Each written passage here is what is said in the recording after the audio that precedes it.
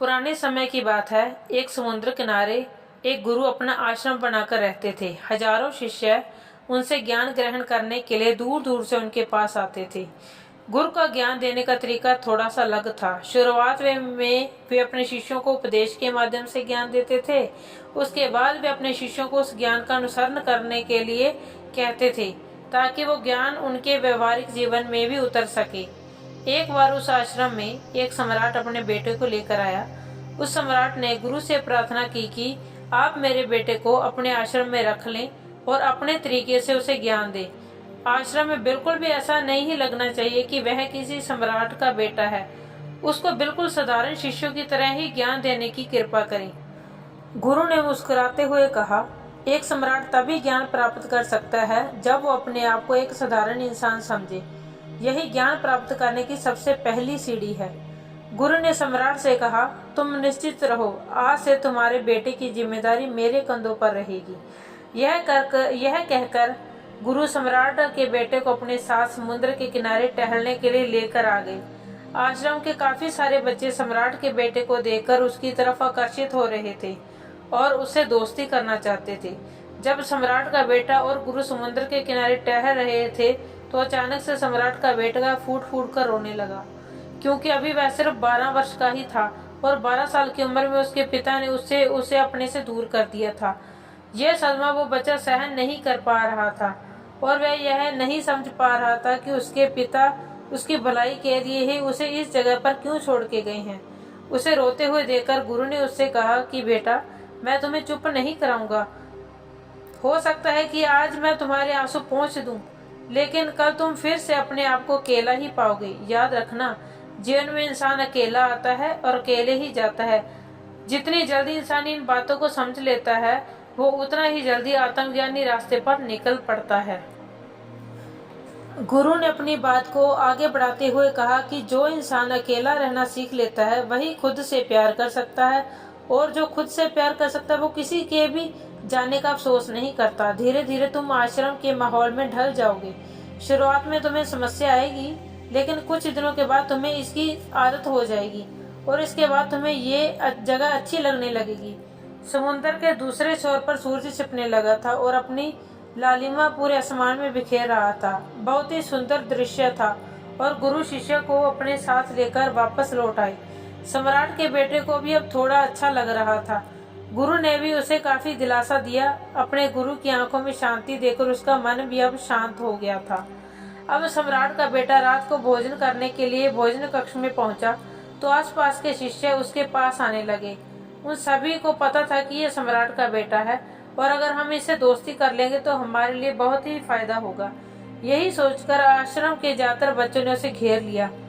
बस कुछ बच्चे थे जो अकेला रहना चाहते थे। वो देख दिखावे की तरह आकर्षित नहीं होते थे। वे सम्राट के बेटे के पास जाने की बजाय अपना पूरा ध्यान खाने पर लगा रहे थे और अकेले में बैठकर अपना भोजन कर रहे थे। कुछ दिनों के बाद सम्राट के बेटे की दोस्ती आश्रम के काफी सारे बच्चों से हो गई। वो उन बच्चों के साथ घूमता और अपना ज्यादातर समय उन्हीं के साथ बिताता था। आखिरकार सम्राट का बेटा था, सुख सुविधा में पला बड़ा था। अब आश्रम में भी उसके दिन पहले जैसे ही गुजरने लगे थे, जैसे महल में गुजर रहे थे। ऐसा नहीं था कि गुरु को कुछ पता नहीं था, पर उसके गुरु उसे अलग तरीके से ज्ञान देना चाहते थे। बच्चों को ज्ञान आप उपदेश देकर नहीं दे सकते थे, उनको साक्षात्कार करना पड़ता था, तभी वे उन बातों को समझ सकते थे जिनको आप समझाना चाहते हैं। गुरुजी उनको बोलकर नहीं समझाना चाहते। वो मन ही मन में सोच रहे थी कि अगर मैं इसको बोलकर समझाऊंगा तो इसको कभी भी यह समझ में नहीं आएगा, इसलिए मुझे इसको एहसास कराना पड़ेगा कि अकेले रहने से तुम अपनी शक्ति को जान पाओगे। यह सीख देने के लिए गुरु एक दिन शिष्य को अपने साथ एक पहाड़ी पर लेकर चले गए।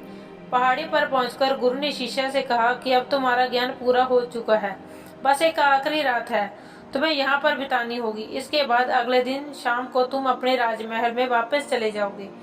यह बात सुनकर बच्चा बहुत खुश हो गया कि अब वह वापस राजमहल में चला जाएगा। फिर से मेरे सारे दोस्त दसियां मेरे पास होंगी। उसने गुरु से पूछा कि गुरुजी, मुझे आज रात आप यहाँ पहाड़ी पर क्यों छोड़ रहे हैं?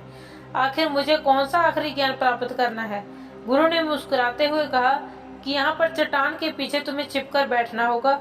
यहाँ पर रोज रात को एक बाज आता है, तुम्हें उस बाज को देखना होगा और बड़ी ही गौर से उस पर ध्यान देना होगा। उसकी हर एक गतिविधियों को जानना होगा।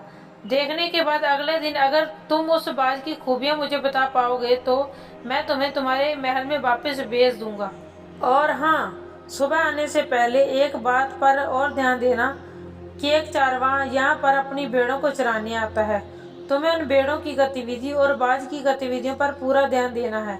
अगर तुम यह काम कर पाए तो मैं तुम्हें तुम्हारे पिता के पास वापस भिजवा दूंगा। यह बात सुनकर शिष्य उस पहाड़ के पीछे छुप गया और बाज का इंतजार करने लगा।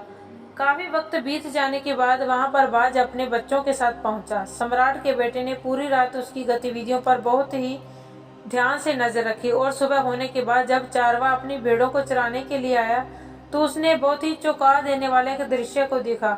उसने देखा कि बाज एक भेड़ को अपने पंजे में दबाकर आसमान में उड़ गया। उसने उस भेड़ के बच्चे को शिकार कर लिया। ये सारा दृश्य देखकर वो हैरान हो गया और आश्रम में वापस पहुंचा। इससे पहले कि गुरु उससे कुछ पूछते, उसने गुरु को प्रणाम करते हुए कहा कि गुरुदेव, अब आश्रम में सभी बच्चों को यहाँ पर बुला लीजिए।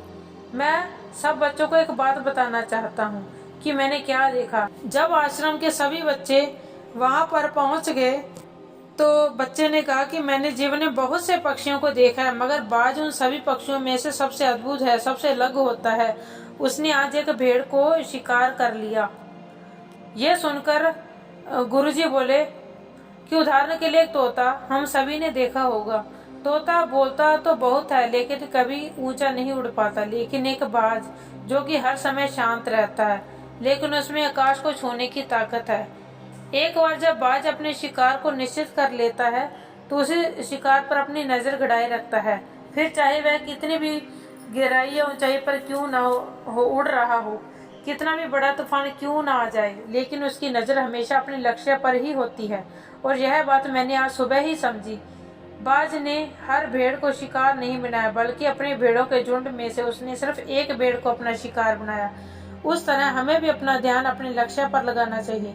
भले ही हमारे सामने चाहे कितनी भी भेड़ें क्यों ना हो, हमें अपने लक्ष्य को साफ तौर पर निश्चित करना चाहिए और जमकर उस पर काम करना चाहिए। हमें 20 अलग अलग लक्ष्यों पर ध्यान देकर अपनी ताकत को बर्बाद होने से बचाना है।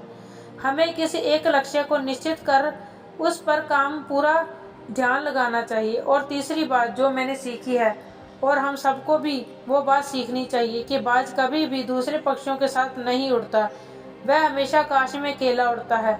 इससे हम यह भी सीख सकते हैं कि हमें किसी भी छोटी सोच वाले लोगों के साथ नहीं जुड़ना चाहिए। आखिरकार हम भी वही बन जाते हैं जिनके साथ हम रहते हैं। इसलिए या तो बड़ी सोच वालों के साथ रहो या फिर अकेले रहो, क्योंकि जब हम अकेले रहते हैं तभी हम खुद की ताकत को जान पाते हैं और खुद की कमजोरियों को समझकर उस पर काम कर पाते हैं। हम अपनी ताकत को जानकर उसका सही इस्तेमाल कर सकते हैं, लेकिन वह तभी संभव हो सकता है जब हम अकेले रहना सीखेंगे। चौथी सीख जो हमें सीखनी चाहिए कि एक बाज हमेशा अपनी सीमाओं से ऊपर उड़ता है। जब तूफान आता है तो वह हर एक पक्षी को अपने घोंसले की तरफ भागने लगता है, खुद को छुपाने की जगह ढूंढता रहता है। लेकिन बाज ऐसा नहीं करता, वह खुद की सीमाओं को तोड़कर आसमान की खतरनाक ऊंचाइयों पर उड़ता है और खुद को मजबूत बनाता है। उसकी ये बातें सुनकर गुरु ने अपनी बात खत्म करते हुए कहा कि मैं आज रात इस सम्राट के बेटे को इसके राज्य महल में वापस भेजने जा रहा हूँ, क्योंकि इसका ज्ञान अब यहाँ पर पूरा हो चुका है। यह कहकर गुरु सम्राट के बेटे का हाथ पकड़ के राजमहल की तरफ रवाना हो गए और बाकी के सभी बच्चे उसके पीछे जाते हुए उसको देख रहे थे।